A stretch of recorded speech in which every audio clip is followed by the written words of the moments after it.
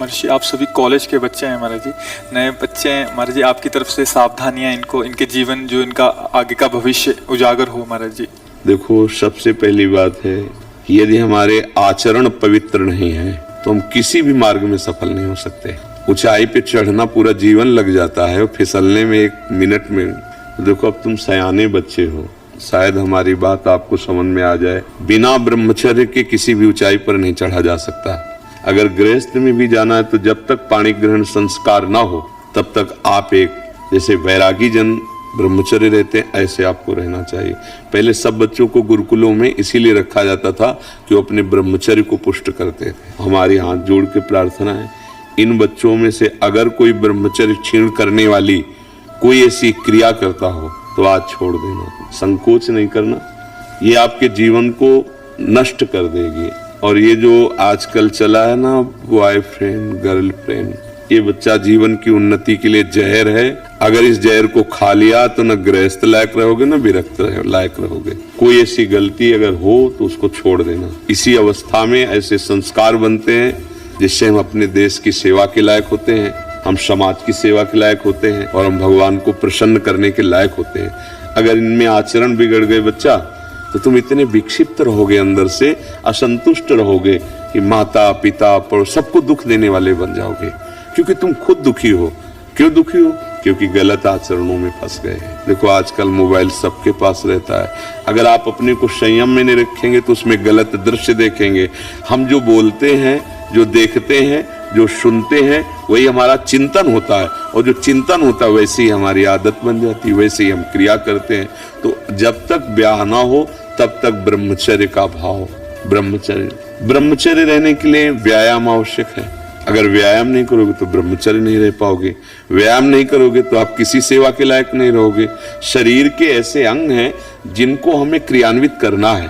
देखो, जो दंड बैठक मारते हैं उनके अंग, तो ये अवस्था आप हम नहीं करते हो। अगर अभी प्रमाद तो आप अपने जीवन को प्रकाशित नहीं करते हो। आप प्रातः उठते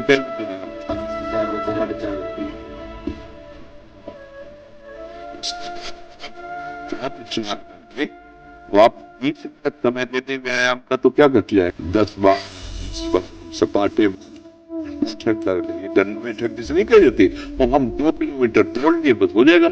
इसके बाद आओ आप और अपनी विद्या ध्यान के कार्य को ऐसे करो जैसे तपस्वी तपस्या में लगता है, ऐसे तुम विद्यार्थी हो विद्या अध्ययन करो।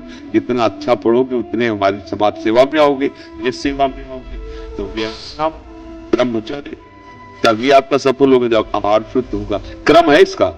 आपकी यात्रा इतनी ब्रह्मचर्य में इतनी ताकत है कि बचपन में जो पढ़ा है वो आज भी हमें याद। ब्रह्मचर्य ठीक ना, तो शरीर रोग से ग्रसित है, सब शास्त्रों की बातें भगवान। तो आपके तो नंबर पे है। क्यों? क्योंकि आपकी स्मृति का, अरे कितनी स्मृति की बड़ी सामर्थ्य होती है। इसलिए आपसे प्रार्थना है कि आप अपने ब्रह्मचर्य की रक्षा करो और उस गलती से ब्रह्मचर्य सकता उन गलतियों, क्योंकि जिसे हम देख रहे तो आप लोग देखो, डॉक्टर के सामने जब आंख के मेरा पीलिया है, अगर है हाथ स्वीकार कर लोगे तो दवा काम कर जाएगी।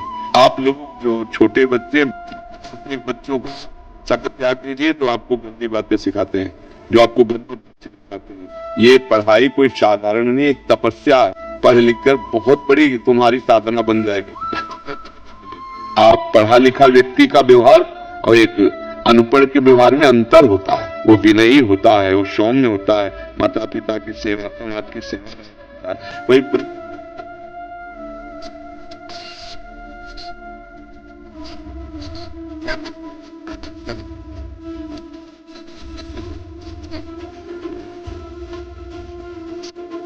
कि वो बना अच्छा दिखाई दे रहा है, लेकिन उसको बनाने वाला किस भाव से बनाया, कैसी पवित्रता है, कैसा।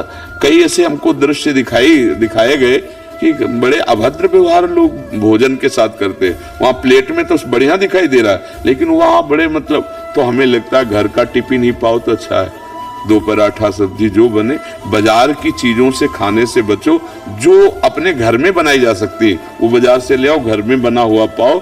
व्यायाम करो और कुछ मिनट आप नाम जप के लिए दे दो।